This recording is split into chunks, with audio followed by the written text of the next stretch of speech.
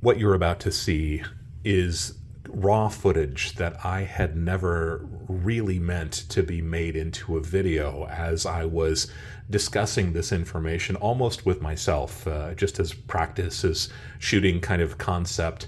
I realized that this was probably significant enough, and I kind of started tailoring it in the way that I do most of my YouTube videos. So I want you to keep in mind that this footage was never really supposed to be intended for anybody to see, at least the first half of this video. My name is Dub C. I want to thank you for being with me on this journey in what has become the single most significant numismatic experience of my near 50 years being a coin collector. If you have not yet subscribed to the channel, I would love to have you click on that subscription button, become part of this community. And if you are one of my returning subscribers, and I mean this sincerely, thank you guys so much for being part of this journey with me. This is going to be a lot of fun, and I am so excited to share this with you. So let's jump right into it.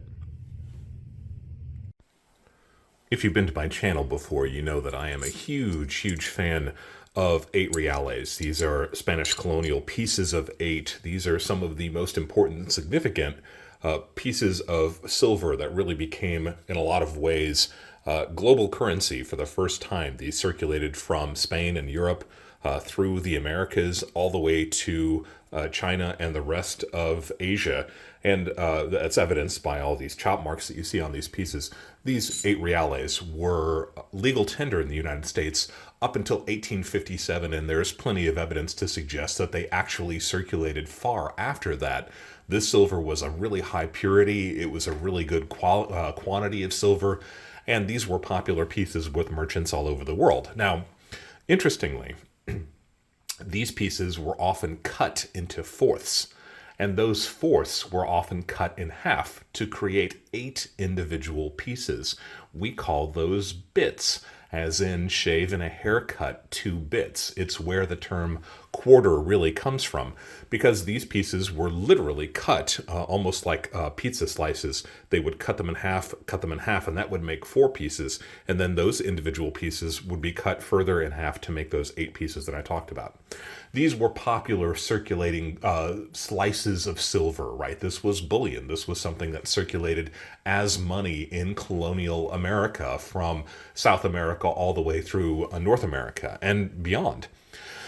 But as interesting as these little bits of silver are, I have seen a couple in real life, but I've never actually owned a piece. And many years ago, I started trying to pick these pieces up, and I let all of my local dealers know whenever they get pieces like these 8 reales, or even the smaller circulating full coins of Spain's colonial silver pieces.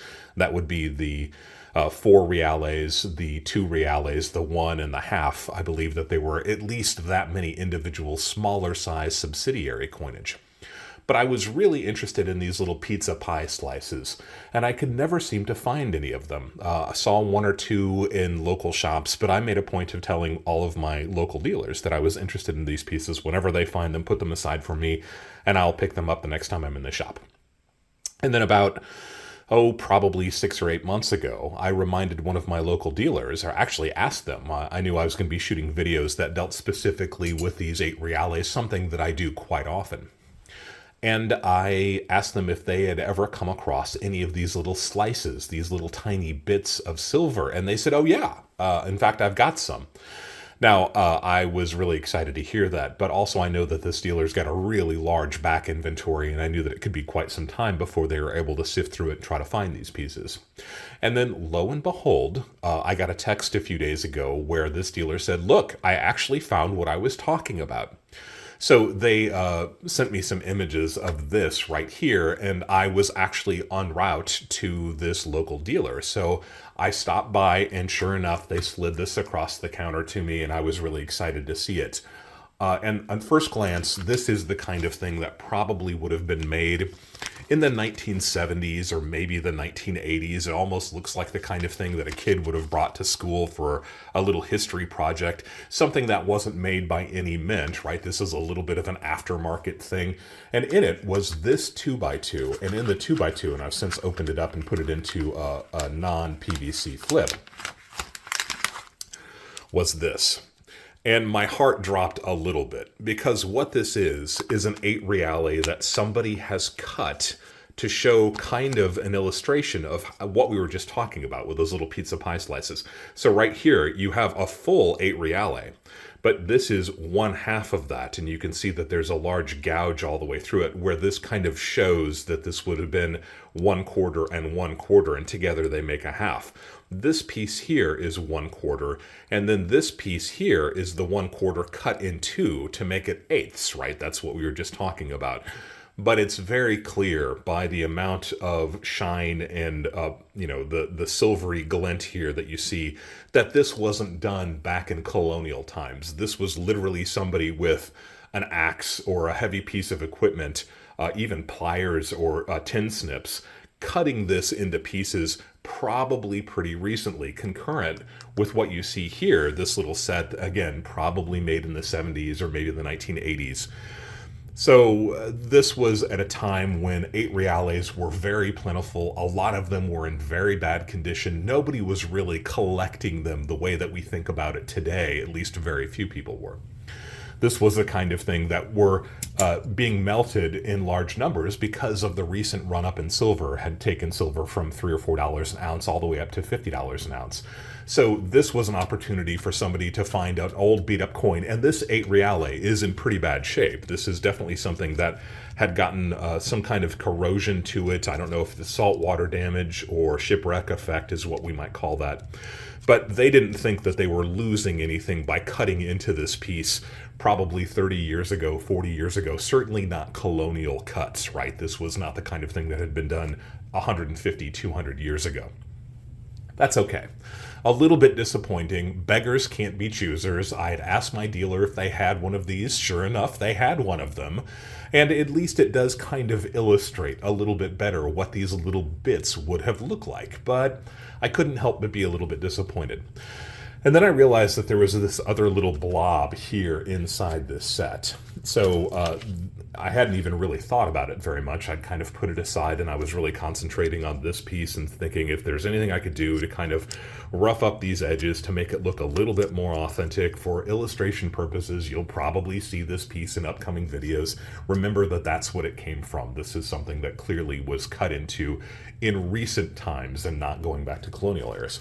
But then I took out this piece that was in this set also, and I wasn't thinking very much about it other than the fact that it's a little lump of metal. And if you look very, very closely, you can just barely make out that there is the remnants of a lion, I believe that's what it is, from the shield of the Spanish colonial coin from which this was cut. And you can see it's probably either this device or this device. And again, on this piece, it's quite dark, so it's very hard to see. But you might just be able to make out, if I can get the orientation correct, that that's what that is. So what does that tell us? Well, this tells us that this was probably part of an 8 reale also. And that's where the interesting part of this story comes in.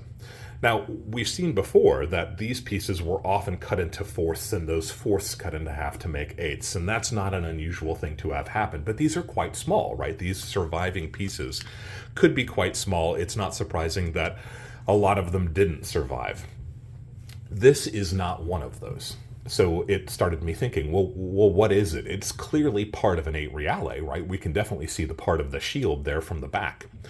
And it looks like it has a bit of a mark on it too.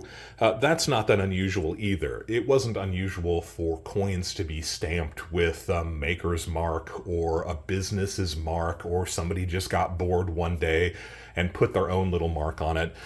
There were lots of colonies all over Central and South America and the Caribbean that were owned by various different countries, from the Danes through the French and the English and the Germans. Everybody had their own little piece of territory, and they shifted hands through negotiations or conflict sometimes. And sometimes the mayor of the area or the person that was in charge would mandate that their pieces would have a little stamp on them to identify them. So I knew that there was something kind of tickling my brain, way in the back of my brain, that was telling me that, oh yeah, that is something. But I couldn't really remember what it was, and that's unfortunately the way that old Dub C's brain works. is that I keep little bits of information in the back of my mind and I can access them when I really search for it. But what was sticking in my mind here was that if you count these edges, there are 8 of them, right? This is an octagon. It's a really crude octagon, but it's an octagon. And that led me to believe that this was indeed part of an 8 reale, right? If this was the center of the coin, you can see 8 radiant spokes coming out from it. That would make a lot of sense. So I put on my thinking cap and I really tried to understand exactly what it is that I was looking at. And I finally came to the conclusion that I was looking at something that had been punched or literally manually cut, because you can see the edges of this are quite raw. Somebody had manually cut out the center of an 8 reale. What does that mean? Well, there were lots of different colonies that would take a traditional Spanish coin like this one and would cut it down to size so that it better mimicked the circulating coinage from that country's main coinage. In this case, I suspected that it might have been some kind of a former British colony, because the standard for the British coin didn't quite equal the standard for the Spanish colonial pieces. And you could say that sometimes they were just trying to fudge this to get a little bit more money out of this. This was not uncommon. There were counter-struck 8 reales with the head of King George III on them that essentially turned an 8 reale that was Spanish into an acceptable British coin without having to melt it down, refine it, make new planchets, and strike them. It was as easy as using a little punch with King George III's face on it. And all of a sudden you had a legitimate British coin. It made a lot of sense and saved a lot of money. And I kind of thought that this might have been what that was. So I used what little information that I had, and I really put my thinking cap on, and I started searching under every single example that I could possibly recall having seen over the last 30 or 40 years, trying to come up with what this piece might represent. And eventually, I came across some pieces of 8 reales that circulated in the British colonies of Trinidad and Tobago, where they had literally cut out a little chunk of silver from the middle, and they called that piece a bit, kind of like the bits that we were talking about earlier. In this case, they usually were spelled with 2 T's, B-I-T-T. And it was also kind of seen as a shilling or other small British coin, so that they were keeping the main part of the 8 reale, and that was still a circulating coin wherever this colony existed. But they would punch out a little part of the center that brought down the weight of silver from these coins, and it also created almost small change, which was always in dire need in all of the colonies from whatever country they originated.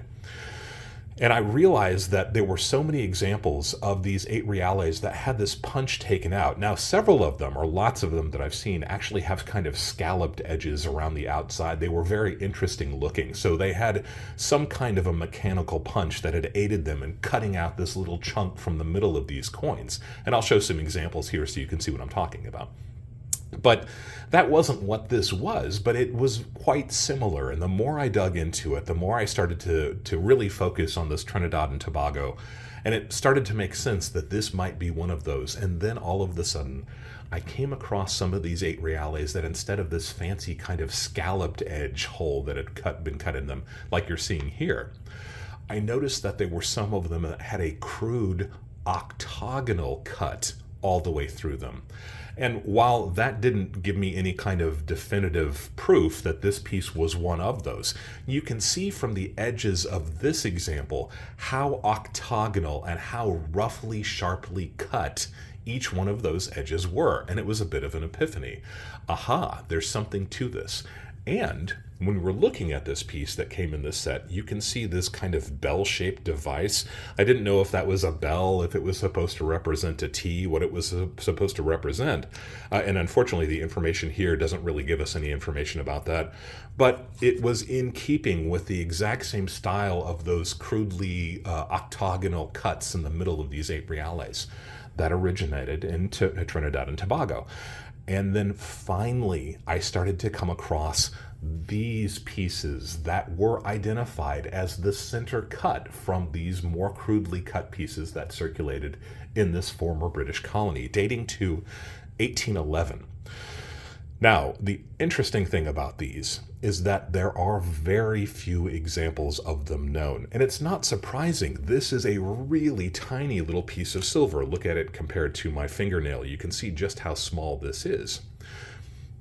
It's not surprising that those pieces would be lost. It's not surprising that pieces like this with a hole punched in the middle of them would be the first to go once those silver prices started spiking in the 1970s, right? This was clearly a damaged coin. If this was the kind of way that people treated these pieces in this roughly same period of time, 1970s, 1980s, whatever it was, to cut these open to make an illustration, now we'd kind of be aghast at doing that, but this was probably somebody kind of trying to illustrate what these pieces could be like. If this is the way people felt about these 8 reales back when the Hunt brothers caused the huge spike in silver, it's not surprising that these pieces that had a hole punched all the way through them, no matter how interesting that might seem to us in the 2020s, those would be the first to go. So it's not surprising that very few examples of the full 8 reale with a hole punched in them exist. And it's also not surprising that very, very few of these little tiny pieces that were cut out of the center would still exist, right? For a lot of people, this would be an unidentifiable thing, right? If you just saw this lying on the ground, it would never occur to you that that was part of an 8 reale. It looks almost like a little bit of a squashed bullet, almost kind of a lead-looking thing, especially as dark as this piece is. But the more I researched this, the more I found out more and more information about these pieces. You do see these pieces with a T punched in them, almost certainly standing for Trinidad and Tobago. So I started to put these pieces together. It started to make sense. This is clearly cut from an 8 reale, as we see with a little lion on the back. It's clearly from the center of the coin, not part of a little triangle or a little slice cut off of the edge of it. It was definitely something that was cut from the center. When you're talking about something that would have happened in the 1810s, 1811, something like that, to cut into a coin like this would have been very labor intensive. This would not have been an easy thing to do. And the T that was punched into it would not have been an easy thing to do either. This was a very deliberate thing that somebody had done, and it is a miracle that a piece like this survived.